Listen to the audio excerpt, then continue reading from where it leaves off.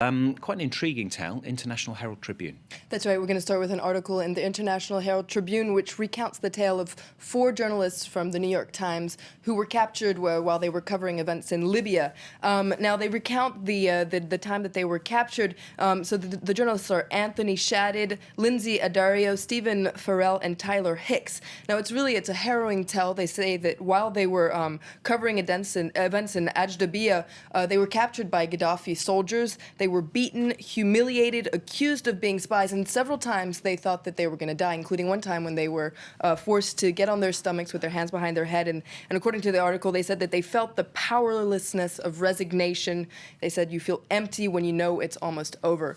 Now, they recount so they were captured last Tuesday.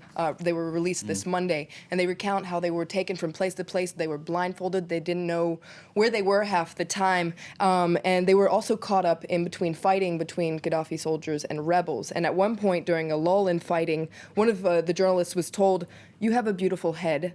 I'm going to remove it and put it on mine." So you can, the article is full of these accounts of that time they spent, and eventually they were taken to Tripoli and released via Turkish diplomats. Fascinating to hear their story. On the political front, the NATO debate that we've been talking a lot about today, The Guardian's covering that. Yes, The Guardian has an article where it talks about divisions within Europe. Now, it starts off with this stereotype that Europeans are from Mars and Americans are from Venus, but it says that even within the European front, they're divided. And it says that on the one hand, there are France and Britain that have led the campaign for the no-fly zone, and then Germany has disassociated it from themselves and is reluctant to get involved. Now, the article really doesn't mince its words when it's talking about Germany. It says, how could Germany not support a UN resolution that was backed by its principal European allies, the United States and the Arab League?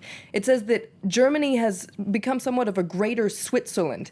And it says that what the real problem that this means is that it's showing that the Franco-German couple, which has always been this kind of inseparable couple at the heart of Europe, seems to be facing some maybe marital trouble, and that there's an open disagreement now between the foreign ministries. And it says that a divided Europe could increase the likelihood of a divided Libya in the end.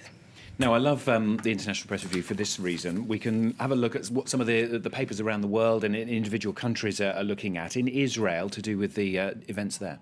Exactly, because of the recent bombing in Jerusalem, there's been several calls from the right to step up some sort, for the Israeli government to step up its defense. And so there's an article in Haaretz is saying there should not be an Operation Cast Lead 2. Let me remind you that the first Operation Cast Lead, which was in 2009, came in a very similar scenario when there were bombings coming from Gaza. And so it's saying that Prime Minister Benjamin Netanyahu must display moderation in a moment when there are bombings coming from Gaza, when there was this bombing in Jerusalem, and that Benjamin Netanyahu should lower the flames instead of being dragged into a new operation in Gaza. It says that, first of all, the first operation didn't actually achieve deterrence, and that this time around, the political scenario in the Middle East is very different. Now, let's also look at an article in the Jerusalem Post, which has a completely different idea. It says that, on the other hand, the deterrence that was established during the first Operation Cast Lead is eroding. And so now's come the time to react with a strong military response. So the Jerusalem Post is calling for decisive leadership from Netanyahu. Now, mention Portugal briefly. That's in the international papers too. Exactly. We'll look at an editorial in Diario de Noticias, which is called Humility and Truth. Now, this comes as José Sócrates has resigned, and it says that now humility and truth, humility because of the trouble today, the financial trouble, is due to serious errors that were made in the past. and truth, because the only way to solve the situation is by addressing it with clear and authentic viewpoint, and that's the only way credibility will be restored. And finally, Elizabeth Taylor. She's on the front of every newspaper, really, isn't she? Well, she's been on the front of every newspaper, it seems, in France, and surprisingly, not so many front pages across the world. Mm-hmm. But in England, she has definitely a place in the hearts of English people. That's true.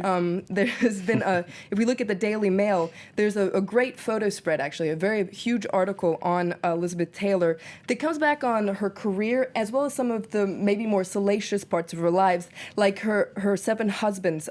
Now, the article by Philip Norman, he actually spent several days with Elizabeth Taylor, and he says that throughout the craziest excesses of her career, she remained always a very down-to-earth woman.